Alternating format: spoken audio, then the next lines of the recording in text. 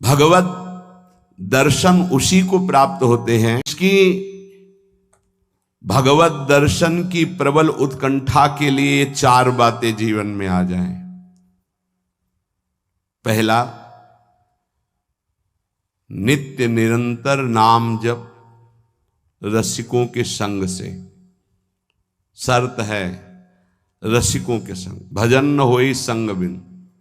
हे मनमानी नहीं होता, रसिकों के संग से भजन की वृत्ति। प्रमाणित भजन होना चाहिए, आचार्य परंपरा, गुरु परंपरा से। दूसरा, भगवद विग्रह को साक्षात भगवान का स्वरूप मानना। जैसे कुछ ऐसे भाव वाले लोग हैं कि अरे पत्थर पूजने से, धातु पूजने से क्या प्राप्त, क्या वहां भगवान है? कौन सा तुम्हें ज्ञान है भाई? कौन सा ज्ञान है? जब सर्वम खलमिदम ब्रह्म, तो ये तो अवतार है भगवान का, अर्चा अवतार। भगवान अवतरित होते हैं। जैसे हम छवि विराजमान किए, जब हम भाव सेवा करते तो भगवान छवि में आके विराजमान होते हैं, भगवान विग्रह में विराजमान होते हैं। ये श्रद्धा और विश्वास का विषय है, ये नास्तिक लोगों को समझ में नहीं आएगा। जिस मूर्ति को आप, जहां मूर्तिकार निर्माण कर रहा हो वहां देखो, उसी मूर्ति को पूज करके ब्रह्म प्राप्त, भगवत प्राप्त महापुरुष हो गए।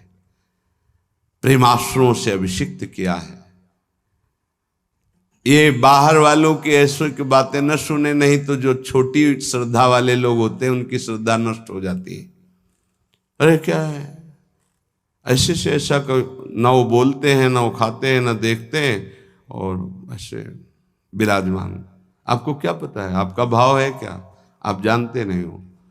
भाव आ जाएगा तो इस साथ चलते हैं, बोलते हैं, खाते हैं, देखते हैं। भाव का खेल। एक प्रसंग में एक ब्राह्मण बूढ़े के साथ एक जवान तीर्थ यात्रा में गया था। सारांश में बता रहे हैं। ब्राह्मण तीर्थ यात्रा का इच्छुक हुआ, पर उसको लगा कि मेरे बेटे तो हैं, पर धनी होने के कारण वो विलासिता में युक्त हैं, मेरे साथ तो चलेंगे नहीं। अगर कोई जवान आदमी मिल जाए, मुझे तीर्थ यात्रा करवाए, उसे कुछ भेंट पूजा दे देंगे। तो एक गरीब ब्राह्मण का जवान लड़का था, बात की तो उसने कहा हमारा भी सौभाग्य होगा कि तीर्थ यात्रा होगी और आप हमारे पिता तुल्य, आपकी सेवा होगी। समस्त तीर्थों में भ्रमण कराया। जब वृंदावन आए तो बहुत सेवा उसने की। उसका मन बहुत प्रसन्न हो गया। धनी का वृद्ध था तो गोपाल जी के दर्शन कर रहा था। उसने कहा वृंदावन को साक्षी करके, गोपाल जी महाराज सामने हैं, मैं बहुत प्रसन्न हुआ तुम्हारे ऊपर, तुमने इतनी सेवा की। एक बेटी ब्याह योग्य है, मैं तुम्हें ब्याह करवा दूंगा अपनी बेटी से। तो कहा देखो हमने तो नहीं कहा, तुमने कहा है ना, इस बात को ध्यान रखना, वहां जाके भूल मत जाना। ऐसा ही हुआ। सारांश में बताया। वो जब गांव पहुंचा तो वृद्ध की हिम्मत नहीं हुई अपने धनी बेटों से कह दे कि बहन का ब्याह उस गरीब के साथ कर दो। काफी दिन हो गए, कोई चर्चा नहीं, तो ब्याह की बात थी। उस गरीब ब्राह्मण ने जाके कहा बूढ़े ब्राह्मण से कि आपने कहा था भगवान के सामने कि अपनी बेटी का ब्याह तुम्हारे साथ कर देंगे। तो जवान बेटों के भय से उसने कहा मुझे याद नहीं ऐसा कुछ। याद नहीं? तुमने भगवान के सामने कहा था। और कह रहे हो याद नहीं? तो बेटों ने कहा कि चलो भागो यहां से। भगवान के सामने कहा बुलाओ भगवान को, अगर साक्षी दे देंगे तो हम बहन का ब्याह कर देंगे। बोले पक्का? तो उनको पता था कि मूर्ति कोई बोलती थोड़ी, चलती थोड़ी। तो उनका हाँ पक्का। बोले पंचों के बीच में बोल दो।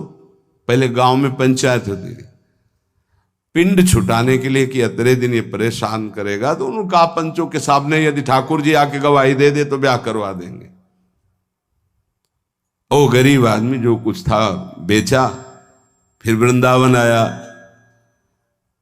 ठाकुर जी गोपाल जी से कहा कि महाराज आपके सामने हमारे ब्याह की बात कही थी इस वृद्ध ब्राह्मण ने, आपको गवाही देना पड़ेगा तब हमारा ब्याह होगा। हाँ, कौन सुने। समय हुआ, ठाकुर जी का शयन भोग लगा, पट बंद हो गए, वो बैठे ही रहे बाहर। वाह गोपाल जी महाराज, आप जब बोलोगे तभी हमारा ब्याह होगा और हम तभी यहां से जाएंगे जब आपको साक्षी दे। सब चले गए थे वो अकेले, उसको विश्वास था भगवान है। अंदर से आवाज आई, मूर्ति कहीं चलती है क्या कि चलकर साक्षी दे। बोले महाराज मूर्ति बोलती थोड़ी है, आपने बोला ना तो आओ निकल के बाहर। अब उनके लिए कोई पर्दा है क्या? ललित त्रिभंगी वैसे। बोले देखो यार, अब तुम्हारे प्रेम के कारण हम बाहर तो निकल आए, तुम उसको यहीं बुला दो, हम यहीं साक्षी। बोले महाराज वो नहीं आएगा, हमारा ब्याह रुक जाएगा, आपको चलना पड़ेगा। बोले चल तो देंगे, लेकिन देखो हम वृंदावन के ठाकुर हैं, हमको तो अच्छा अच्छा माखन मिश्री और सब। भगवान ने बहानेबाजी। बोले महाराज हमें पता था कि आप भोगराग के लिए कहोगे, तो हमारे पास जो संपत्ति थी बेच के आए, खूब खवाते पियाते चलेंगे महाराज। बोले चलो। अच्छा देखो दृढ़ विश्वास। बोले महाराज हम जानेंगे कैसे कि आप आ रहे हो? बोले मेरे नूपुरों की ध्वनि सुनाई देगी, और देखो लौट कर जहां देख लोगे उससे आगे फिर हम नहीं जाएंगे। ठीक है महाराज, जब भोग लगाने का समय आएगा तो हम बोल देंगे, तब तुम हमारा भोग लगाना, और जब हम चलेंगे तो लौट कर पीछे नहीं देखोगे। ठीक है महाराज। अपने प्रांत पहुंचे, उड़ीसा प्रांत। गांव जब नजदीक रह गया तो सोचा मुड़ के तो देखे, केवल पायले धुनी है, ठाकुर जी भी है। मुड़ के देखा तो श्याम घन साक्षात प्रभु। प्रभु ने कहा देखो तुमने वादा तोड़ दिया, अब हम यहां से नहीं जाएंगे। बोले महाराज अब तो कोई बात नहीं। गांव में दौड़ के गया, गोपाल जी आए, प्रभु आए साक्षी देने के लिए मेरे ब्याह के लिए। पूरा नगर दौड़ पड़ा, पंचायत के सब ने देखा प्रभु विराजमान। अब किसी की हिम्मत थोड़ी थी कि पूछ ले, जबरदस्ती उस बुढ़े से कहा ब्याह करो, भगवान वृंदावन से साक्षी। आज भी साक्षी गोपाल के रूप में भगवान विराजमान। क्या हुआ? जिसे तुम मूर्ति समझते वो चल के उड़ीसा तक गए और गवाही दी। विट्ठल भगवान बातचीत करते थे तुकाराम जी से, नामदेव जी से, इन बड़े बड़े संतों से। हरिवंश महाप्रभु, सेवक जी महाराज, बनचंद महाप्रभु तक बातचीत करते थे राधा वल्लभ लाल जी। प्रगट में एक बार मोहन चंद जी महाराज महाप्रभु के सबसे छोटे लाडले पुत्र थे। महाप्रभु राधा वल्लभ जी की सेवा परिचर्या में थे, तो एक पात्र कटोरा था राधा वल्लभ जी की सेवा का, उसमें चरण छू गया श्री मोहन चंद जी का। महाप्रभु ने एक शपथ मारी, प्रभु के पात्रों को ऐसे। राधा वल्लभ जी के जब पत्रावली कर रहे थे तो कपोल में अंगुली बनी, तो उनका जय जय आप। तो बोले मोहन चंद के रूप में मैं ही तो अब खेल रहा हूं अपने पात्र, तुमने वहां मारा मुझे देखो लगा। महाप्रभु ने कहा क्षमा कीजिए प्रभु, ऐसी तन्मयता मोहन चंद जी की आप में है, ये मुझे पता नहीं था। ऐसा महाप्रभु से बात, स्वामी जी से, बिहारी देव जी से, बिहारी जो बात करते थे, आज भी महापुरुषों से प्रभु बात कर। ये केवल मूर्ति छवि का विषय नहीं होता। ये अज्ञानी जीव जो हैं ये केवल तर्क विवाद में फंसे रहते। श्रद्धा में तर्क विवाद नहीं होता। ये तर्क विवाद जहां होने लगे, ऐसी कोई वार्ता होने लगे, श्रद्धालु उपासक को बिल्कुल हट जाना चाहिए। भगवत दर्शन किसको प्राप्त होते हैं? पहला, जो रसिक महापुरुषों के गुरुदेव के अनुसार भजन करता, नाम जप, मंत्र जप। दूसरा, भगवद विग्रह को साक्षात प्रभु मान करके। कहो सो कहां जहां प्रभु नहीं, जब सर्वत्र प्रभु है तब तो हमने प्रभु का श्री विग्रह, अर्चा विग्रह, ये अर्चा अवतार है भगवान का, इनको विराजमान किया, साक्षात मेरे प्रभु हैं। ये बाहरी दर्शन है। तीसरा, प्रभु को अर्पित किए हुए प्रसाद के अलावा अरुचि होना। कुछ भी ऐसा जो हम प्रभु को अर्पित नहीं कर सकते वो हम नहीं पा सकते। प्रभु को अर्पित ना की हुई चाहे अमृत पड़ी हुई वस्तु हो, हमारी बिल्कुल श्रद्धा और रुचि नहीं। हमारे प्रियालाल ने नहीं पाया तो हम उसे चख नहीं सकते। ये भगवत प्राप्ति, भगवत दर्शन के लिए बहुत आवश्यक है। गुरु प्रदत्त भजन में आसक्ति, इष्ट के श्री विग्रह छवि में साक्षात भाव और इष्ट को अर्पित ना किए हुए वस्तु, वस्त्र, पदार्थ, भोगों में पूर्ण अरुचि।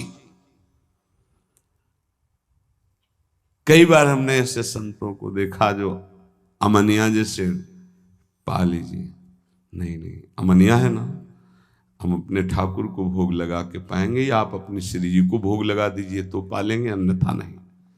अमनिया नहीं, अमनिया माला, पत्र, पुष्प, सुगंधित कुछ भी नहीं। हमारा जीवन प्रसादी हो जाना चाहिए। ये बहुत ध्यान से अपनी दिनचर्या में देखिए कि कभी अमनिया मत पाइए। चौथा, सहनशील। ये बहुत आवश्यक है। बहुत सहनशील उपासक को होना चाहिए।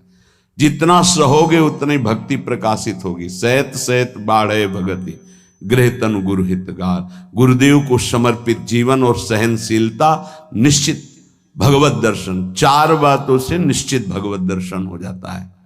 ये बहुत खास बात है जिसको धारण करना बहुत कठिन है, पर गुरु कृपा पात्र बहुत सरल ढंग से इसे निर्वाह कर ले जाता है। क्या? किसी से मतलब नहीं। इस मार्ग के उपासक किसी से मतलब नहीं। पहले तो कहा पीछे वाले में कि जो विषयी पुरुषों का समूह है उनके संग से भयभीत रहे, कभी संग न करे। अब आगे वाले में कहा महान संगा नाम। किसका ये स्वरूप होता है? बोले जो वह तो महताम श्री पद रज, महापुरुषों की चरण रज से जिसका शरीर अभिषिक्त है और माथे पे जिसकी चरण रज विराजमान है, गुरुजनों की, संतों की, रसिकों की, वो महान संगानाम सहज मधुरात्म प्रिय कथा। वो निसंग ही नहीं, महान निसंगानाम, जागृत स्वप्न सुषुप्ति, कभी भी कहीं भी उसका किसी से संबंध नहीं है, शरीर से भी नहीं। क्योंकि महान संगानाम तभी हो सकता है, शरीर से भी नहीं। यह ज्ञानी जीव जानते नहीं। कहते हैं शरीर तो यहां छूट जाता है, फिर गति किसकी होती है? भगवत प्राप्त। शरीर तो एक कपड़ा है, समझते नहीं हो। इसके नीचे एक कपड़ा है, सूक्ष्म शरीर, उसके नीचे एक है कारण शरीर। आप पहनने वाले हो, ये आपके कपड़े हैं। एक छूटता है सिर्फ स्थूल शरीर, सूक्ष्म शरीर और कारण शरीर को लेकर के बार बार जन्म मरण होता रहता है, कपड़े बदलते रहते हैं। और जो जीवन मुक्त हो गया तो तीनों शरीरों का संबंध खत्म और दिव्य चिन्मय चिदानंदमय शरीर को, भावदेह को प्राप्त करके चिन्मय धाम में, चिन्मय लीला में, चिन्मय प्रिया प्रीतम के समीप हो जाता है। वो महान संगानाम।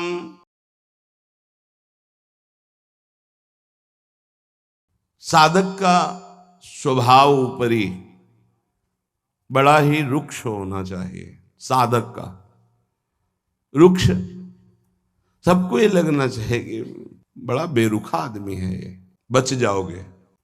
गोस्वामी जी ने भी लिखा है, गिरा अरथ जल